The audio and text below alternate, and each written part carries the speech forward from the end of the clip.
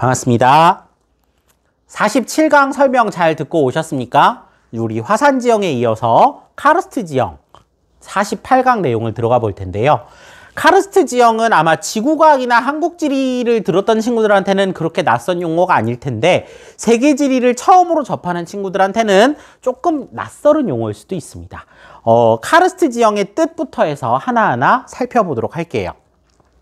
일단 뒤에 그림을 보니까 뭔가 하얀색으로 이렇게 계단 모양으로 이렇게 덮여 있는, 그죠? 물도 좀 흐르고 이런 모습을 볼 수 있는데 좀 우리가 일상적으로 볼 수 없는 지형인 건 분명한 것 같아요. 자, 이게 뭘까? 이게 왜 이런 모양이 나타날까? 약간의 의심을 가지면서 설명을 한번 들어보도록 하겠습니다. 자, 일단 카르스트 지형의 형성과 분포해서 이제 형성 원인이랑 어디에 있는지 한번 말씀드려 볼게요. 자, 카르스트 지형이라는 건 석회암이라고 하는 암석이 중요합니다.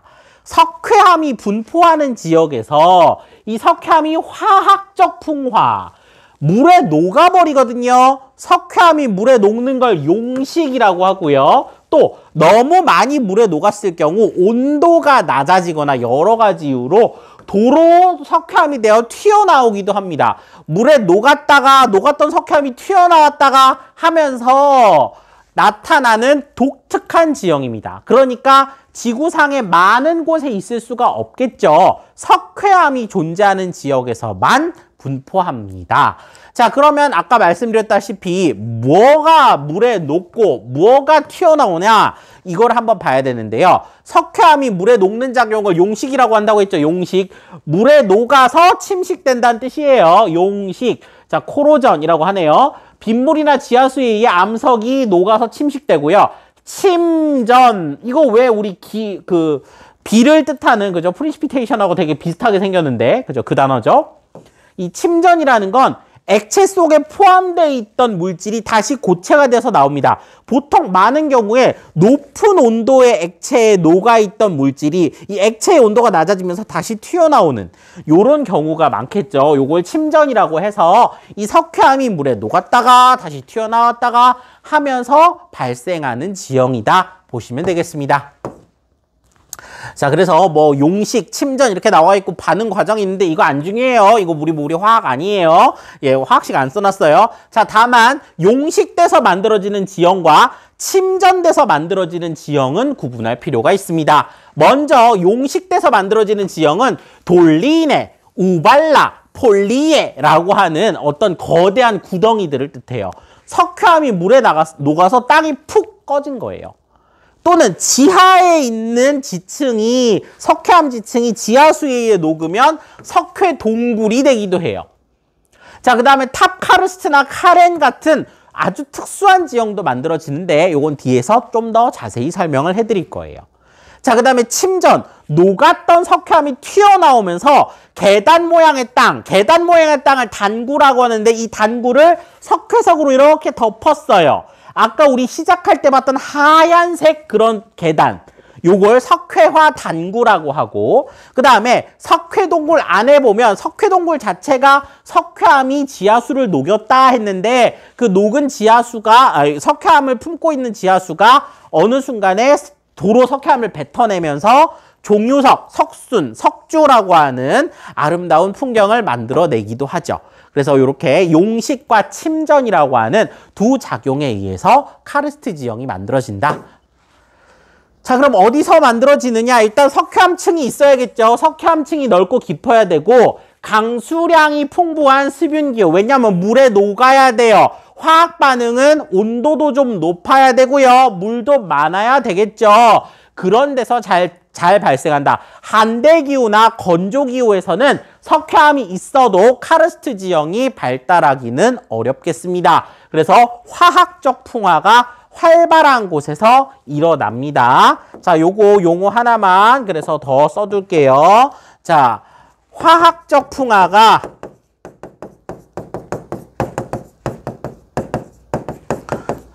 돌 자체가 그냥 쪼개지는 걸 물리적 풍화라고 하죠.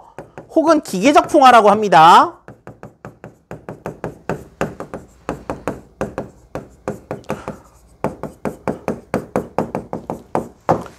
우세한 곳에서 나타난다. 이런 말을 씁니다. 그럼 어디서 화학적 풍화가 많이 일어나는데요? 화학적 풍화가 일어나려면 기온이 높고 그 다음에 강수량도 높아야 돼요. 요런 데서 화학적 풍화가 잘 일어나고 요런 지역에서 석회암이 있으면 카르스트 지형이 만들어진다. 예, 보시면 되겠습니다. 자, 그럼 카르스트 지형에 뭐가 있는지 하나하나 보겠습니다. 자, 쫙 나오는데요. 기본적인 설명 아까 드렸어요. 자, 석회암 때문에 빗물이나 지하수에 이제 요 땅이 녹아갖고 푹 꺼지는 거 하나가 있으면 돌리네, 여러 개가 있으면 우발레, 완전히 파여갖고 막 그 마을 정도로 분지를 만들면 폴리에라고 합니다. 자, 그래서 요거 돌리네 우발레라고 해도 되고 우발라라고 해도 돼요. 같은 말입니다. 그 다음에 폴리에 이렇게 세 개의 구덩이라고 생각하면 됩니다. 구덩이 하나, 여러 개의 구덩이가 파여가지고 완전 분지처럼 됨. 요렇게 세 가지가 돌리네, 우발레, 폴리에고요. 자, 그 다음에 여기는 보면요, 석회암 지대였는데 오랜 기간에 걸쳐서 다 용식되어 버려가지고 석회암이 아닌 부분 또는 아직 덜 녹은 부분만 이렇게 탑처럼 남았어요. 이걸 탑 카르스트라고 한대요. 됐나요? 이것도 봤고요. 그 다음에 지하수가 이 석회암층을 녹이면 석회동굴이 되고, 이 석회동굴을 흐르는 지하수가요, 물론 석회암을 녹이는 역할을 했지만 흐르다 보면 온도가 낮아질 수도 있잖아요. 온도가 낮아질 경우에는 고드름처럼 동굴 꼭대기에 고드름처럼 매달리는 종유석, 그 다음에 땅 밑에서 새싹처럼 자라는 석순, 종유석과 석순이 만나 만들어지는 석주, 이런 것들도 형성이 됩니다. 이걸 다양한 우리 이 카르스트 지형의 어떤 모식도로 확인을 해봤어요. 자, 설명은 드렸으니까 한번 쭉 읽어봅시다. 먼저 돌리네네요. 자, 용식작용, 땅이 이제 완전히 녹아버렸거나 아니면 함몰, 지하수에 있던 그저 석회동굴이 이제 내려앉을 수도 있어요. 이러면 지표에 형성되는 원형 또는 타원형의 와지가 뭐냐면 움푹 패인 땅 이런 뜻이래요. 자, 그 다음에 돌리네가 여러 개 모여 합쳐지면 우발라 혹은 우발레 같은 말입니다. 요게 만들어진다고 합니다. 자, 여기 보면 굉장히 이제 잘 나타나 있죠. 이렇게 오목오목하게 패여 있는 거 볼 수 있습니까? 패인 깊이도 다르고 여러 개가 모여 있네요. 하나만 있으면 돌리네, 여러 개 있으면 우발라. 예, 이렇게 패인 땅 모습 확인했어요. 이거 한국지리 배운 친구들은 어디 있는지 알고 있죠? 단양. 기억납니까? 제천. 그죠? 자, 그 다음에 탑 카르스트. 여기서 말하는 탑은 TOP가 아니고 타워예요. 탑 모양의 카르스트. 자, 이건 뭐냐면 석회암의 어떤 틈, 석회암이 석회암이 있는 이 갈라진 틈을 따라서 용식이 활발하게 진행되다가 침식에 강한 부분만, 석회암 이 성분이 별로 없거나 아직 덜 녹은 요런 부분만 탑 모양으로 남았다. 여기 엄청 잘 나오거든요. 여긴 지역 이름 다 알아두셔야 돼요. 자, 탑 카르스트는 굉장히 출제 빈도가 높습니다. 중국의 구일인 게림이라고 하는 지역, 그 다음에 베트남의 할롱베이, 두 개 다 잘 나오고 꼭 알아두셔야 합니다. 자, 위치 알아두십시오. 어느 나라에 있는지, 그 지명이 뭔지, 여기에 탑 카르스트, 그죠? 석회암이 녹아가지고 이렇게 여기 이제 빗물에 다 씻겨 내려가서 마치 산이 이렇게 물에 녹은 듯한 그런 모습을 보이고 있어요. 일반적인 경치로 볼 수 없는 곳이라서 잘 나옵니다. 마치 이렇게 산이 막 물에 녹은 듯한 이런 모습을 보여주고 있습니다. 구일인이고요. 할롱베이도 마찬가지입니다. 예, 요런 거 탑 카르스트라고 한다. 알아두시고, 요 할롱베이 같은 경우는 이 탑 카르스트가 바다에 있어요. 그래서 더 독특한 그런 모습을 보여주고 있죠. 이 하나하나가 섬이면서 탑 카르스트다. 이렇게 봐야 되겠죠. 자, 그래서 형성 과정은 설명을 다 드렸으니까 한번 읽어보세요. 예, 요거 그렇게 복잡하지 않습니다. 이거 설명드렸으니까 우리 교재에 있는 내용 읽어보시면 되겠습니다. 자, 그 다음에 석회동굴도 설명드렸죠. 지포에서 스며드는 빗물이나 지하수를 가지고 이제 이산화탄소와 만나면서 탄산을 이루고, 이것이 석회암과 만나면 석회암이 녹으면서 동굴이 형성된다. 결국은 빗물이나 지하수에 의해 석회암이 녹았다. 그리고 동굴 내부에는 이렇게 막 석회암을 잔뜩 녹인 물이 흐르다가 도로 침전 뱉어낸다 그랬죠? 그래서 종유석, 석순, 석주 이런 게 발달한다. 요것도 설명드렸습니다. 그래서 보면 세계 최대의 석회 동굴로 불리우는 슬로베니아의 포스토이나 동굴입니다. 우리 슬로베니아, 우리 동유럽 쪽에 있는 나라거든요. 우리 동유럽은 거의 백지도 시험에서도 외운 적이 없죠.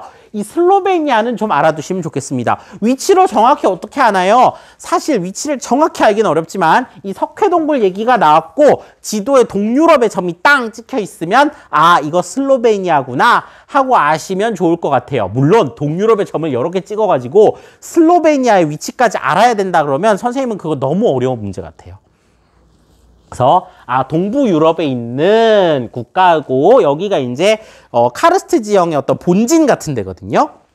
그래서 여기 보시면 거대한 동굴이 있고 여기 보면 동굴 위에 이렇게 고드름처럼 맺혀 있는 게 종유석, 땅에서 자라고 있는 게 석순, 그리고 만나면 석주, 예, 이런 거 말씀드렸어요. 자, 그 다음에 뭐 멕시코의 동굴, 여기도 멋있네요. 봤고요. 자, 그 다음에 석회와 단구. 아까 우리 처음 시작할 때 봤던 지형이 석회와 단구죠. 자, 이거는 석회암 지역에서 물에 녹아있던 탄산칼슘이 도로 튀어나왔어요. 침전이라는 건 녹아있던 게 도로 튀어나오는 거잖아요. 계단 형태로 이렇게 접합니다. 순수한 석회암, 그러니까 순수한 탄산칼슘은 흰색이에요. 여러분들 분필이 사실 탄산칼슘입니다. 그래서 이 분필 색깔로 그죠? 하얗게 땅이 뒤덮이는 요런 모습을 볼 수 있고 이거 딱 하나예요. 어우, 세상에. 아직도 누가 저걸 터키라고 썼을까요? 세상에나. 죄송합니다. 튀르키예죠? 예.